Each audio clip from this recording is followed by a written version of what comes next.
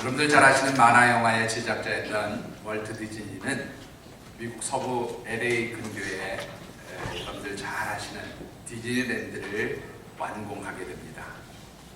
그리고 이 서부 지역의 디즈니랜드가 완공되자마자 바로 플로리다주 올랜도라고 하는 곳에 더 큰 디즈니랜드를 만드는 그런 공사를 시작하게 되어집니다. 이 올랜도에 있는 디즈니랜드에는 MGM 영화사와 디즈니 영화사의 제작센터, 그리고 또 매직 킹덤, 그리고 애니멀 킹덤 등 해서 여러 테마파크로서의 그 시설들을 갖추고 있는데요. 제가 이렇게 자료를 좀 조사해 보니까 이 올랜도에 있는 디즈니랜드를 보려면 최소한 4일을 투자를 해야 대강이라도 둘러볼 수 있다, 그렇게 나와 있음을 보게 되어집니다. 한마디로 엄청난 규모의 이 테마파크 공사를 시작하게 된 이유는 바로 월트 디즈니가 전 세계 어린이들에게 꿈을 심어주겠다라고 하는 그런 비전, 그런 생각을 가지고 시작한 그런 테마파크 공사였다고 합니다. 그런데 이 올랜도에 있는 디즈니랜드가 완공하기 얼마 전에 그만 이 월트 디즈니가 세상을 떠나게 되었습니다.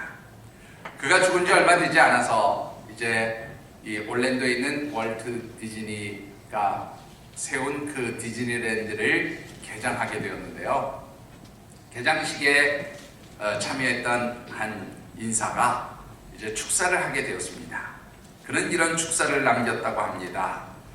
월트 디즈니 씨가 이 자리에 함께 계셔서 오늘의 이 광경을 보았다면 얼마나 좋았을까 하는 생각이 듭니다.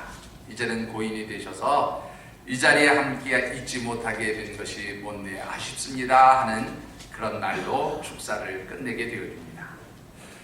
그리고 뒤를 이어서 또 한 유명 인사가 축사를 하게 되었는데, 이분은 이렇게 말을 시작했습니다. 앞서서 한 분이 참으로 좋은 축사를 해주신 것 기억합니다. 그런데 그 좋은 축사 가운데 한 가지는 틀린 것 같습니다. 제가 좀 수정을 하고 싶습니다. 그렇게 말을 하면서 월트 디즈니 씨는 오늘의 이 아름다운 테마파크의 광경을 보지 못하고 먼저 간 것이 아니라, 그는 이미 앞서서 이 테마파크가 어떻게 만들어질지 그것을 보고 알았기 때문에 바로 오늘 이 자리가 있게 된 것이고, 또한 우리가 이 자리에 설 수 있게 되어진 것입니다 라고 그렇게 말을 했습니다. 여러분들 어떻게 생각하십니까? 이 두 번째 축사를 하신 그 인사의 말 속에 담겨진 뜻이 무엇이었을 것이라고 생각을 하십니까? 월트 디즈니는 그 올랜도의 디즈니랜드 공사를 시작할 때부터 자신이 가지고 있던 그 꿈이 이 올랜도라고 하는 지역을 어떻게 변화시킬지, 또 그 올랜도에 세워진 테마파크 디즈니랜드에 와서 그 놀이시설들을 이용하게 될 어린아이들이 어떤 꿈과 비전을 가진 사람들로 변화되어질지 그것을 이미 내어다보고 있었다, 그런 말이기도 합니다. 여러분들, 이 세상을 정말로 하나님이 기뻐하시는 그러한 영적인 곳으로 변화시켜 가려고 한다면 하나님의 백성들에게는 이런 것들을 볼 줄 아는 그런 비전과 또 그 변화된 모습을 볼 줄 아는 믿음의 눈이 열려져야 하는 줄 믿습니다. 2017년 2월 우리가 함께 묵상하는 말씀의 주제, 오늘 그 마지막 말씀입니다. 여러분들 주제는 기억하고 계시겠죠? 이제 하도 여러 번 해서 다 아시려고 믿습니다. 같이 한번 우리 주제 말씀 읽어보실까요? 한 번만 다 해보시죠. 큰 소리로. 소리가 요즘 작아지신 것 같은데요. 자, 큰 소리로 한번 해보십시다. 예, 이 세상을 어떻게 하나님이 기뻐하시는 그러한 곳으로 만들어갈 수 있는지, 어떻게 우리가 그런 사명들을 감당할 수 있는지, 이 세상에 하나님이 기뻐하시는 영적 부흥, 영적 분위기를 만들어가자고 하는 그러한 주제를 가지고 2월 한 달 말씀을 묵상하고 있습니다. 그래서 첫 번째 주일에는 이 세상에 정말로 기쁨이 풍성한 기쁨의 붐이 일어나는 기쁨을 나누는 영적인 부모가 되자고 말씀을 드렸고요. 둘째 주에는 이 소망 없는 세상 속에서 참으로 하나님의 백성들이 소망을 주는 영적 부모들이 되자고 말씀을 드렸습니다. 그리고 지난 주일에는 이 세상 가운데서 하나님의 백성 된 성도들이 먼저 영적인 부흥과 영적인 회복을 주도해가는 그런 영적 부모들이 되어야 함을 말씀드렸습니다. 이제 마지막으로 오늘 여러분들에게 드리고 싶은 말씀은 이제 우리가 기쁨과 소망과 영적인 회복의 역사를 이루었다면 이제 이 세상 자체를 하나님 나라로 영적인 세계로 그렇게 변화시켜가는 그러한 변화의 부모들이 되어야 함을 말씀드리고 싶습니다. 오늘 우리에게 주신 하나님의 말씀은 예수님께서 제자들을 부르시는 그 장면 가운데 한 부분임을 보게 되어집니다. 특별히 주신 말씀을 묵상하는 가운데 오늘 이 자리에 함께 하신 우리 모든 하늘쌤 사랑하는 가족들이 이 세상을 하나님이 기뻐하시는 영적인 곳으로 그렇게 변화시켜 나가는 비전의 사람들이 되어지시고 또 이 세상을 변화시킬 수 있는 능력을 가진 그런 영적 부모들이 되어지시기를 주의 이름으로 축원합니다. 자, 오늘 주신 말씀을 통해서 우리가 먼저 묵상해 보고 싶은 것은 하나님의 자녀로 또 예수 그리스도의 제자로 부름을 받은 성도들이 이 세상을 변화시켜가는 그런 영적 부모들이 되기 위해서 가져야 할 아주 중요한 영적 자세가 있음을 보게 됩니다. 그것이 무엇입니까? 그것은 바로 하나님께서 나를 그리고 우리들을 이 세상을 변화시키기 위하여 부르셨다고 하는 바로 그것을 분명하게 깨닫고 아는 것이 중요하다고 생각이 되어집니다. 본문 18절과 19절의 말씀을 우리 같이 한번 받들어 읽겠습니다.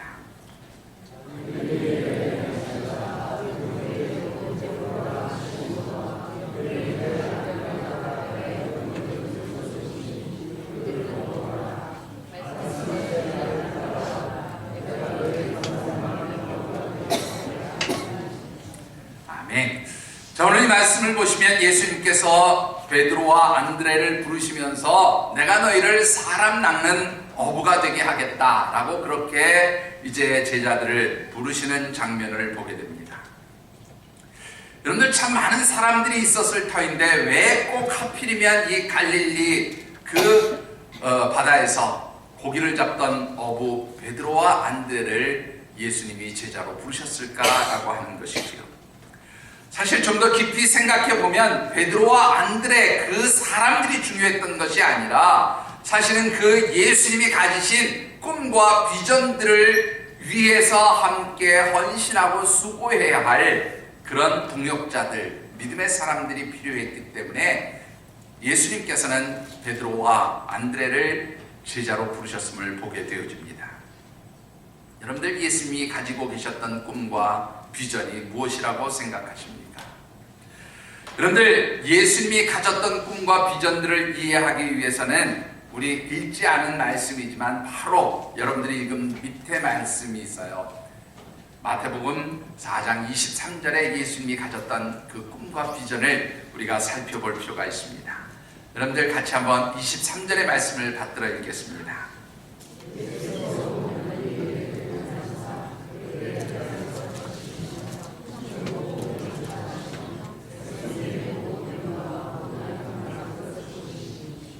자, 오늘 이 말씀을 보시면 예수님께서 갈릴리의 온 지역을 다니시면서 특별히 회당을 찾아가서 그곳에서 하나님의 말씀을 가르치고 또한 각종 병든 자와 약한 자들을 찾아서 그들을 고쳐주시면서 그들에게 천국 복음을 전파하셨다고 말씀한 것을 보게 되어집니다. 그런데 예수님의 사역의 중심지는 항상 이 갈릴리 지역이었음을 보게 되어지는데요. 여러분들 왜 예수님은 갈릴리 지역을 중심으로 이 천국 복음을 선포하셨을까라고 하는 겁니다. 여러분들 갈릴리는요 이스라엘을 보통 우리가 3개 지역으로 나눕니다. 남부, 중부, 북부 이렇게 세 부분으로 나누는데요. 이 남부 지역은 예루살렘 성전을 중심으로 해서 이스라엘의 수도가 있던 자리입니다. 모든 것이 다 완벽하게 갖추어져 있고 또 모든 그러한 정말로 문화와 모든 것들의 중심이 되어지는 곳이 바로 이 남부 지역이었어요. 그런가 하면 중부 지역은 세겜성을 중심으로 해서 도시들이 형성되어 있었는데 이 중부 지역은 어떤 곳이었는가 하면 여러분들이 잘 아시는 대로 북이스라엘의 수도였던 사마리아를 중심으로 해서 도시가 형성되어져 있던 지역입니다. 역시 지정학적으로 굉장히 중요한 그러한 위치가 바로 이 중부 지역이었어요. 그런데 이에 반해서 갈릴리 호수를 중심으로 펼쳐진 지역은 북부 지역인데요. 이 지역은 이스라엘로 따지면 굉장히 변방 지역입니다. 사람들이 잘 가지 않는 아주 거칠고 험한 지역이라고 생각을 하시면 될 것 같아요. 문제는 거칠고 험하다고 해서 거기에서 나오는 것들이 아무것도 없는 것이 아니라 오히려 이 호수를 중심으로 해서 나오는 여러 가지 수산물들과 그 또 호수를 중심으로 해서 풍성하게 있는 물들을 가지고 짓는 농사들로 인해서 아주 소득과 소출이 풍성한 지역이었어요. 그런데 문제는 이 풍성한 지역에서 나오는 그 모든 것들이 어떻게 해요? 당시의 로마 제국을 비롯한 기득권층들에 의해서 다 수탈되어지고 빼앗기던 그런 지역이 바로 갈릴리라고 하는 그러한 지역이었습니다. 바로 이 갈릴리 지역에서 예수님이 복음을 전하신 것은 가장 힘들고 어려웠던 이 갈릴리를 중심으로 해서 하나님의 나라, 천국이 회복되어지고 선포되어질 것을 말씀하시기 위해서 예수님은 이 갈릴리 지역을 중심으로 공생의 사역을 시작하셨다 그런 말입니다.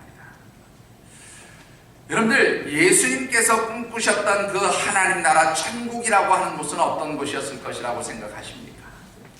이사야서 9장 2절의 말씀을 보면 이렇게 말씀하고 있습니다. 흑암과 사망의 그늘진 땅에 거하던 백성들에게 큰 빛을 비추어주는 생명의 나라, 하나님 나라를 회복시켜 주시는 것이 바로 예수님 이 땅에 오신 목적이라고 말씀하고 있어요. 그리고 이사야서 11장 6절에서 8절의 말씀을 보면 예수님께서 꿈꾸시던 그리고 하나님이 보여주시는 회복되어진 하나님 나라의 모습이 아주 잘 그려져 있습니다. 어떻게 말씀하고 있습니까?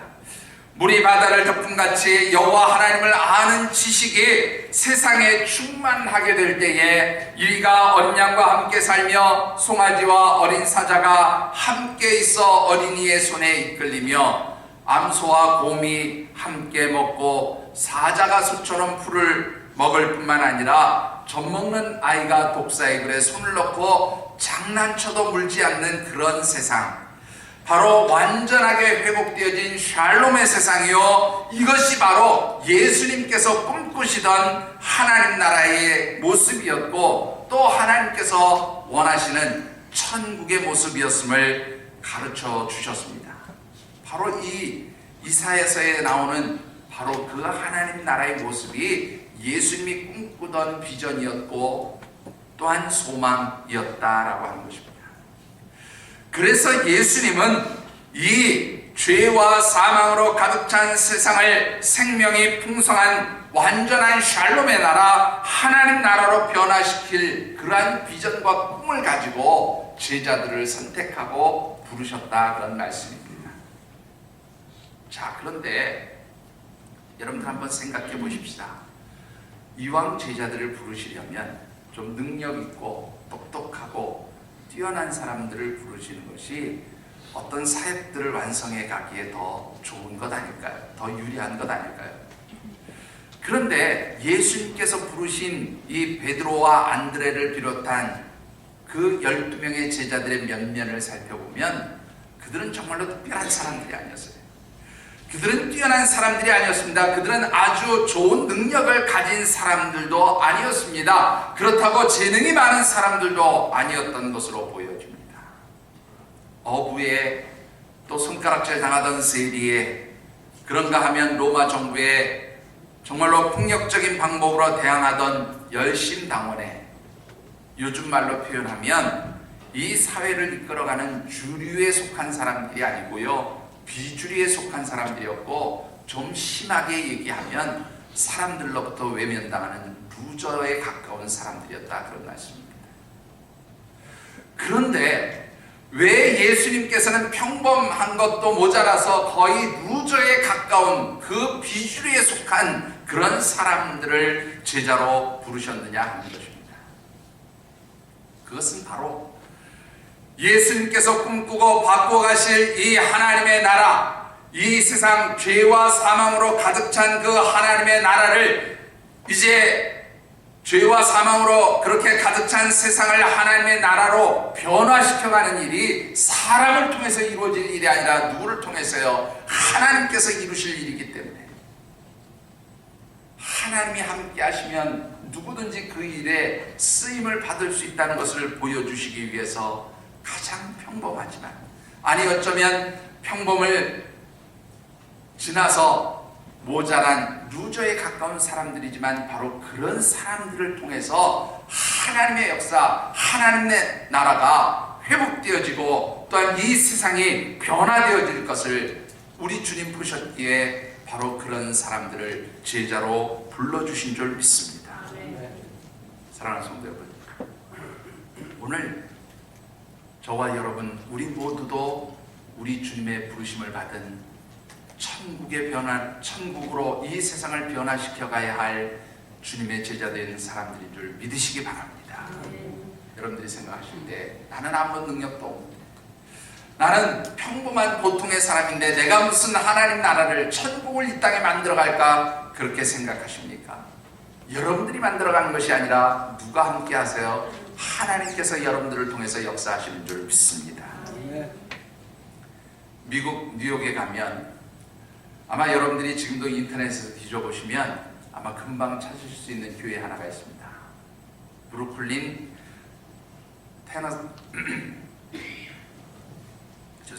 브루클린 태버너클이라고 하는 이름의 교회인데요. 그런데 이 교회는 그야말로 세계적으로 유명한 그 찬양대가 정말로 유명한 그런 교회입니다. 인터넷에서 보시면 이 찬양대가 노래 부르는, 찬양하는 장면을 보실 수가 있는데, 잘 모르는 사람도 이 찬양을 보면 엉덩이가 들썩거릴 정도로 정말로 신나게 찬양을 하는 그런 교회로 유명합니다. 세계적으로 굉장히 유명한 그런 찬양대가 유명한 교회인데요. 이 교회 담임 목사님은 짐 심발라라고 하는 그런 독특한 이름을 가진 목사님입니다. 이 심발라 목사님이 1971년 미국 뉴욕의 빈민가에서 이 교회를 개척하고 한 25년의 세월이 지나는 동안에 이 교회가 미국의 대형 교회 중에 하나로, 성도들이 약 한 10,000명 정도가 모이는 그런 대형 교회로 성장을 하게 되었는데요. 미국에 가보신 분들은 좀 아시겠지만 거의 대부분 미국의 교회들을 보면 같은 인종들끼리 모여서 예배를 드리는 것이 거의 대부분 특징입니다.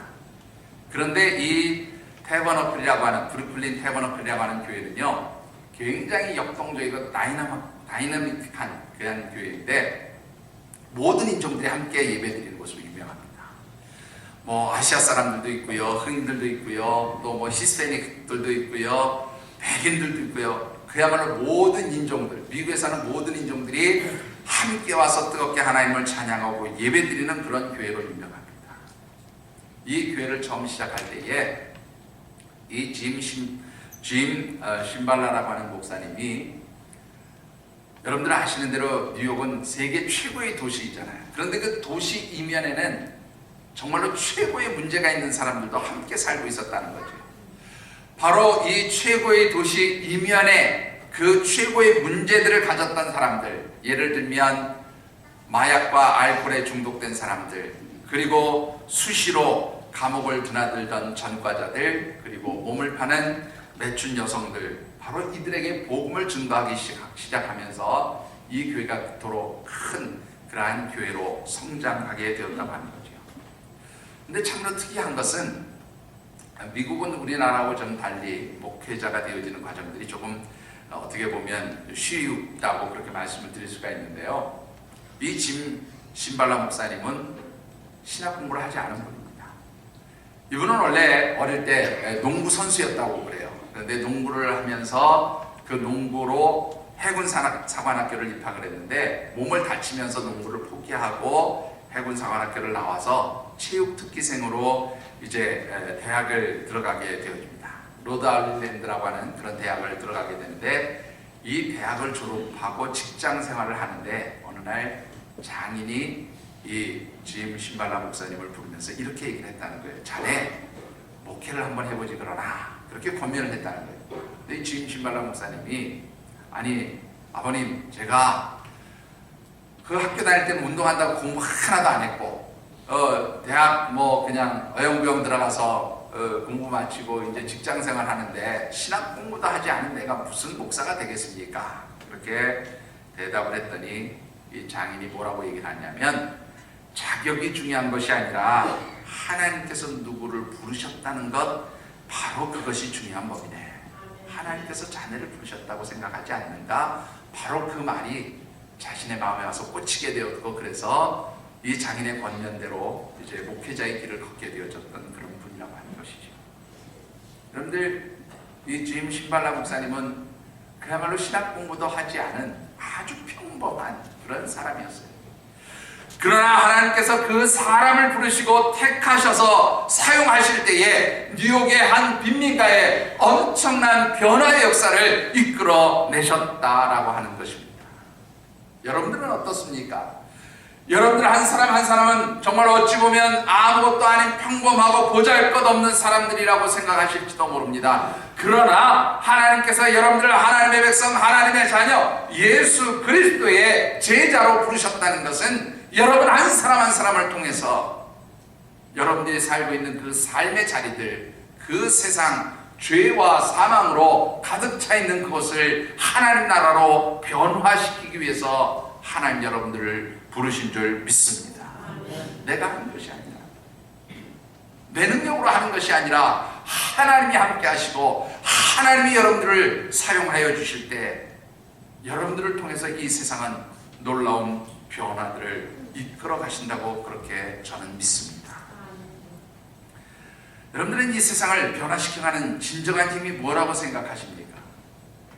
여러분들이 지금까지 제 설교를 들으신 분들은 아시겠지만, 제가 설교 시간에 정적인 색깔을 띤 이야기를 거의 하지 않습니다. 아니, 지금까지 한 번도 하지 않은 것 같아요. 근데 오늘은 좀 작심하고 한마디 하려고 합니다. 여러분들 요즘 굉장히 나라가 혼란스럽고 어지럽다고 합니다.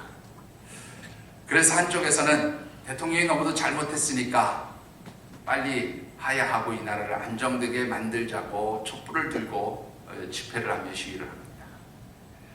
그런가 하면 한편에서는 아니라고, 대통령은 잘못이 없다고, 대통령이 이 나라를 계속해서 잘 다스려야 안정되어진다고 태극기를 들고 집회를 하고 있습니다. 정말로 여러분들이 생각하실 때 촛불 들고 집회하면, 태극기 들고 집회하면 이 나라가 잘 되고 이 나라가 안정되고 이 나라가 변화될 것이라고 생각하십니까? 솔직히 저는 절대로 그렇게 믿지 않습니다. 대통령이 잘했는지 잘못했는지 저는 잘 모르겠습니다. 그것조차도 분별하기가 어려워진 시대가 되었어요. 그러나 분명한 것은 아무리 사람들이 나가서 길거리에서 외치고 떠든다고 해도 이 나라가 그렇게 변화되고 잘 될 것이라고 저는 믿지 않습니다.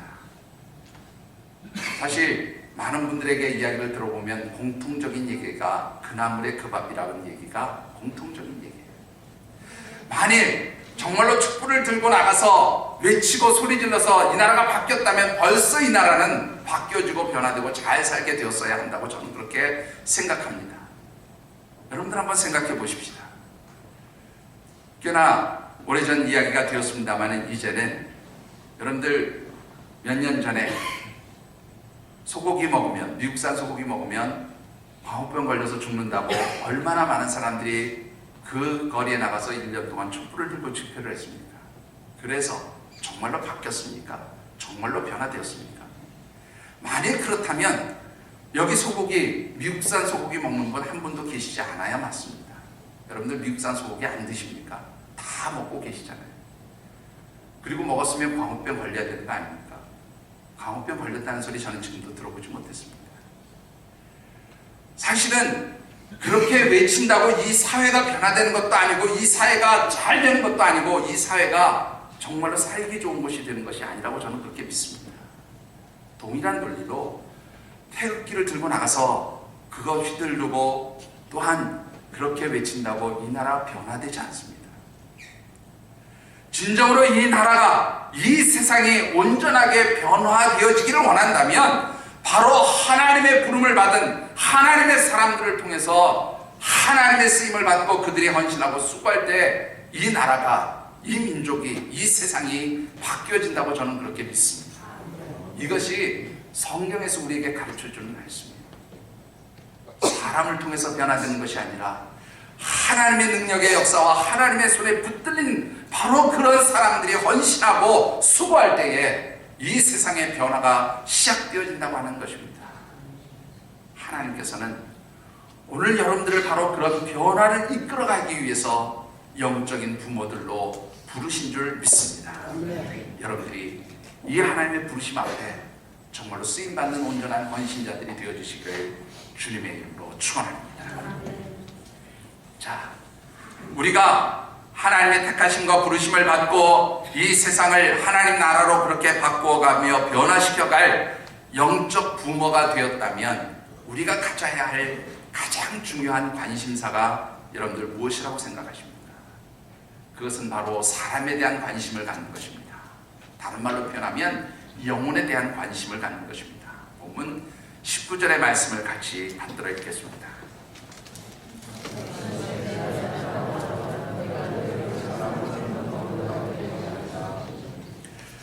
자, 앞서도 말씀을 드렸지만 예수님이 가지셨던 꿈과 비전은 바로 이 세상을 하나님 나라로 변화시켜가는 것이었습니다. 그야말로 생명이 없는 죽음의 땅, 어둠의 땅, 죄와 사망이 가득 차 있는 이 세상을 하나님 나라로, 생명의 나라로, 완전한 샬롬의 나라로 변화시켜가는 것이 우리 주님의 꿈이었고 비전이었다 하는 것입니다. 그러면 예수님께서 제자들을 부르실 때에 얘들아, 나하고 같이 가서 하나님 나라를 만들자, 회복시키자, 이 세상을 변화시키자, 그렇게 제자들을 부르셔야 하는데 왜 제자들에게 사람을 낚는 어부가 되게 하시겠다고 그렇게 말씀하신 것이냐는 겁니다. 예수님이 이렇게 말씀하신 이유를 알기 위해서는 우리가 하나님 나라의 개념을 좀 더 살펴볼 필요가 있습니다. 누가복음 17장 20절에서 21절의 말씀을 보면 하나님 나라는 볼 수 있게 임하는 것이 아니요 또 여기 있다 저기 있다 못하리니 하나님 나라는 너희 안에 있느니라, 그렇게 말씀을 하고 있습니다. 여러분들, 우리 성도들이 보통 하나님 나라를 이해할 때 어떻게 이해를 하고 있습니까? 하나님 나라는 예수 잘 믿고 하나님 우리를 부르셔서 이제 죽은 뒤에 가는 곳, 천국을 하나님 나라라고 보통 그렇게 생각을 합니다. 물론 그 하나님 나라 천국 맞습니다. 그런데 예수님께서 꿈꾸시고 생각하시던 그 하나님의 나라는 천국, 우리가 죽어서 갈 그 하나님 나라도 물론 맞지만 특별히 예수님께서 이 땅에 오셔서 선포하신 하나님의 나라는 이 세상에 이루어질 회복되어진 하나님 나라의 모습을 말씀하신 것이다, 그렇게 설명을 드릴 수가 있습니다. 그런데 이 예수님이 선포하신 하나님 나라는 영토적인 개념이 아니에요. 그래서 여기 있다 저기 있다 그렇게 말할 수 있고 또한 볼 수 있는 것이 아니라고 예수님 말씀하신 것입니다. 하나님 나라가 어디에 있다고요? 너희 가운데 있다는 거예요. 이 말은 하나님의 나라가 어디에 임하는 것인가? 바로 예수 그리스도를 구주로 고백하고 하나님의 말씀에 따라 살아가려는 하나님의 백성, 하나님의 사람들이 있는 바로 그곳이 하나님 나라가 되어질 것을 말씀한 것이라 그렇게 설명을 드릴 수가 있습니다. 따라서 예수 그리스도께서 제자들을 부르시며 사람을 낚는 어부가 되게 하겠다라고 하는 것은 바로 사람들에게 천국의 복음을 전하고 사람들이 그 복음을 받아들일 때에 그들 가운데 임하게 되어질 하나님 나라를 바라보시면서 바로 제자들을 부르신 것이었습니다. 그렇기 때문에 이 세상을 변화시킨다는 것, 이 세상을 하나님 나라로 바꾼다는 것은 사실 사람을 바꾸는 일이다, 그렇게 말씀을 드릴 수가 있습니다. 사랑하는 성도 여러분, 여러분들이 이 세상을 정말로 하나님이 기뻐하시는 하나님의 나라 천국으로 변화시켜 가기를 원하십니까? 그렇다면 여러분들의 관심이 하나님을 알지 못하는 잃어버린 영혼들을 향해서 여러분들의 관심이 쏟아지기를 주의 이름으로 축원합니다. 하나님을 알지 못하는 영혼들, 바로 그 사람들을 향한 관심이 바로 하나님 나라를 이루어가는 출발점이 되어지는 줄 믿습니다. 여러분들 대중가요 잘 아십니까? 옥경이, 눈이 반짝 뜨이시는 분이 계십니다. 또 실갑산, 누구 노래입니까? 아시면서도 모르는 척 하시는 분들. 뭐 옥경이 그러면 여러분들 잘 아시는 그 태진아 씨의 노래로도 유명하죠. 이 옥경이 또 뭐 칠갑산 이 노래들을 작사하신 분이시기도 하고요. 좀 오래된 노래지만 그 아내에게 바치는 노래, 아주 유명한 노래죠. 그 노래를 작곡하기도 한 분이 있습니다. 시인이자 작곡가인 조은파 선생님 이야기인데요. 이분이 굉장히 독실한 크리스천이고 또 집사님이라고 그렇게 알려져 있습니다. 이분이 간증하는 거 들은 적이 있는데요. 이분이 원래 그 예수 믿기 전에 캐디락을 타고 다녔대요. 캐디락 차가 얼마나 좋은지 차 안에다가 이렇게 물잔에다 물을 받아놓고 시속 150km 이상을 달려도 이 물잔이 흔들리지 않는다는 거예요. 물이 흔들리지 않을 정도로 그렇게 아주 차가 좋은 차여서 이 차를 타고 속도감을 내기를 굉장히 즐겼다는 겁니다. 그런데 예수 믿고 나서 어느 날 차를 몰고 막 가는데 갑자기 자기의 마음속에 하나님의 음성처럼 들리는 그런 소리 한 가지가 들려지더라는 거예요. 그게 뭐냐면, 야, 너 예수 믿고 나서 사람들한테 전도한다고 하더니 이 좋은 차 타고 다니면서 네가 무슨 전도를 하겠니? 이런 하나님의 음성 같은 소리가 자신의 마음속에 들려지게 되었다는 겁니다. 그래서 이분이 그때부터 이 캐딜락 팔아버리고 정리하고요. 그 다음부터는 버스 타고 전철 타고 다니면서 사람들에게 복음을 전하고 있다. 그런 간증하는 것을 들은 적이 있습니다. 여러분들 어떻습니까? 하나님 나라, 이 세상이 정말로 완전한 샬롬의 나라, 하나님이 기뻐하시는 회복되어진 영적인 나라로 그렇게 바뀌어지기를 원하십니까? 그렇다면 여러분 한 사람 한 사람이 아직도 하나님을 알지 못하는 여러분들의 가장 가까운 이웃들에게 관심을 갖고 그들에게 하나님 말씀, 복음을 증거하시게 되기를 주의 이름으로 축원합니다. 바로 그것이 하나님 나라를 시작하는 출발점입니다.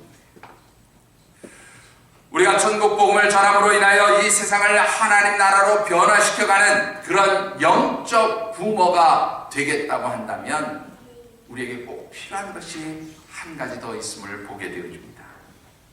그것은 바로 조금 전에 말씀드렸던 그 조은파 선생의 고백처럼 자기 희생과 결단이 필요하다는 거예요. 본문 20절의 말씀을 우리 같이 한번 받들어 읽겠습니다.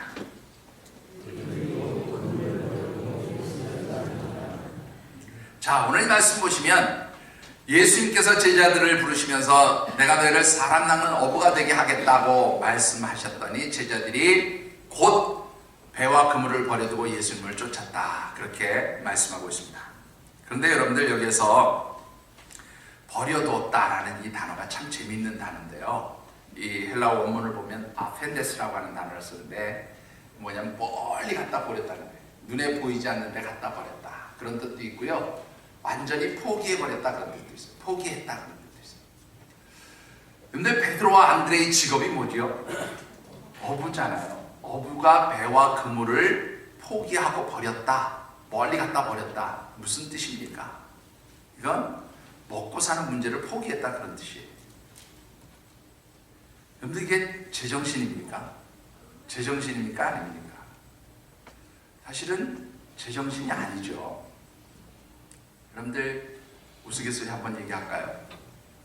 어떤 사람이 차를 몰고 가다가 어떤 사람이 아니고 맹구가 차를 몰고 가다가 정신병원 앞에서 그만 타이어가 펑크가 났네요. 근데 이 펑크가 나면서 어떻게 일이 잘못되느라고 그런지 타이어를 갈아끼려고 하는데 이 타이어를 조였던 나사들이 굴러서 이 4개가 다 하수구에 빠져버린 겁니다. 어떠할 바를 모르고 맹구가 당황을 하고 있었더니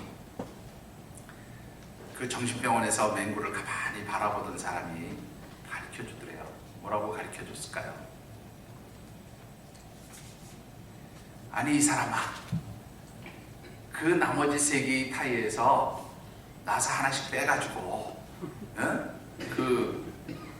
끼워가지고 나머지 펑크난 타이어를 끼워서 카센터 가서 나머지 보충하고 고치면 되지 뭘 그렇게 걱정을 하느냐고 그렇게 얘기를 했더니 이 사람이, 맹구가 어떻게 그렇게 좋은 생각을 하시냐고 그러면서 당신처럼 똑똑한 사람이 왜 이런 정신병원에 와 있느냐 그랬더니 이 정신병원에서 그 맹구에게 타이어 갈아 낄 수 있는 답을 알려준 그 사람이 뭐라고 얘기했는 줄 아세요?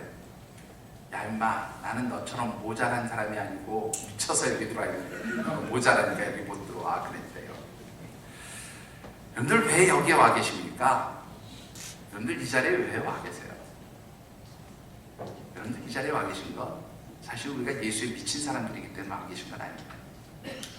여러분들 예수에 미친 사람들이라면 적어도 예수 그리스도를 위해서, 그의 나라를 위해서, 천국 복음을 위해서 내가 가진 것을 희생하고 포기할 수 있고 또한 양보할 수 있는 그런 결단이 필요한 줄 믿습니다.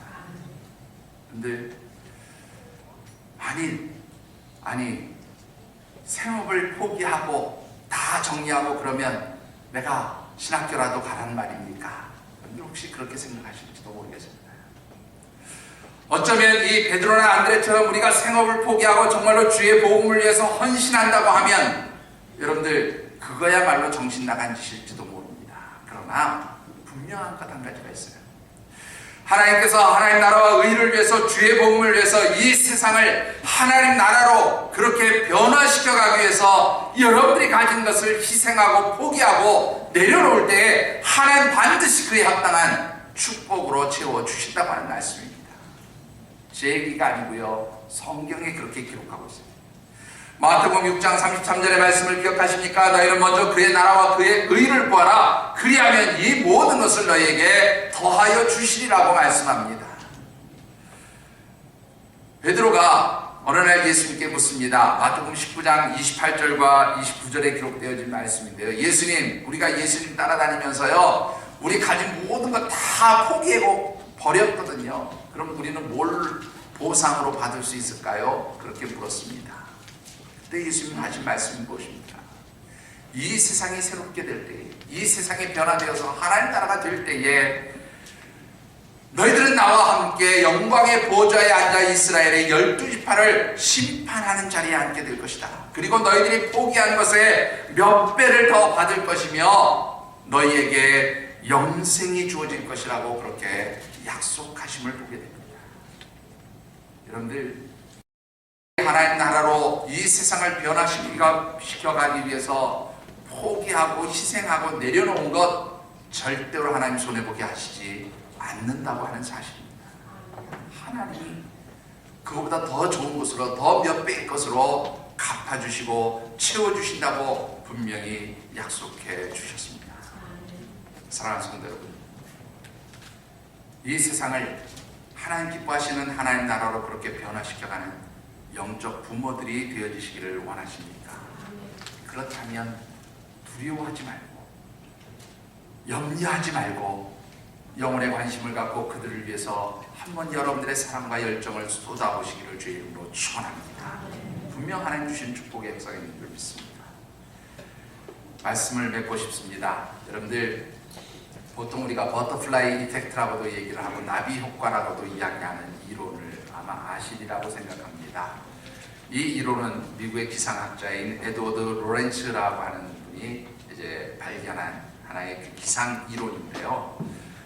브라질에 있는 나비 한 마리가 아주 가벼운 날개짓을 했는데 그것이 미국의 텍사스주에는 거대한 토네이도, 여러분들 아시죠? 이렇게 돌개바람이라는 돌풍이라고 해요. 거대한 토네이도로 그렇게 나타날 수 있다, 그렇게 주장한 기상학설입니다. 그런데 이 기상학설이 최근에는요, 경제학 분야뿐만 아니라 사회학 분야에서도 아주 그대로 적용되어지는 그런 아주 뛰어난 법칙처럼 사용되어지고 있습니다. 그런데 재미있는 것은요, 사실은 이 버터플라이 이펙트라고 하는 나비 효과는 영적인 곳에서도 적용되어진다는 사실입니다. 여러분들이 생각할 때 나는 아무것도 아닙니다. 나는 부족한 사람입니다. 나는 모자란 사람입니다. 내가 전하는 그 복음이 무슨 얼마나 대단하고 얼마나 큰 일을 이룰 수 있을까요? 여러분들 그렇게 생각하십니까? 여러분들이 전하는 그 한마디의 복음이 마치 브라질에 있는 그런 작은 날갯짓을 하는 나비의 몸부림처럼 작은 것일지도 모릅니다. 그러나 하나님이 역사하실 때 그 뒤에 어떤 폭발적인 복음의 역사가 일어날지 그것은 아무도 알 수가 없어요. 하나님께서 행하시면 놀라운 역사가 일어나는 줄 믿습니다. 뿐만 아니라 저와 여러분들이 헌신하는 것, 그래서 희생하고 포기하는 것은 아주 작은 것일지도 모르지만, 그러나 하나님이 함께 하실 때에 하나님이 그 헌신과 수고에 하나님 것으로 갚아주실 때에 그것은 바로 이 나비 효과처럼 내가 드린 것은 작은 것이지만 참으로 크고 놀라운 것으로 하나님에게 채워주실 줄 믿습니다. 이 세상을 하나님 기뻐하시는 영적인 하나님 나라로 그렇게 변화시켜 가기를 원하시는 우리 영적 부모된 성도들, 여러분들의 헌신, 여러분들의 수고, 여러분들의 눈물을 우리 하나님 기억하시고 받아주시는 줄 믿습니다. 이제 영혼에 대한 관심, 사람에 대한 관심을 가지시고 주신 사명을 가지며 하나님 나라와 의를 위해서, 주의 복음을 위해서 헌신하시는 귀한 하나님의 백성들이 되어주시기를 주의 이름으로 축원합니다. 기도하겠습니다.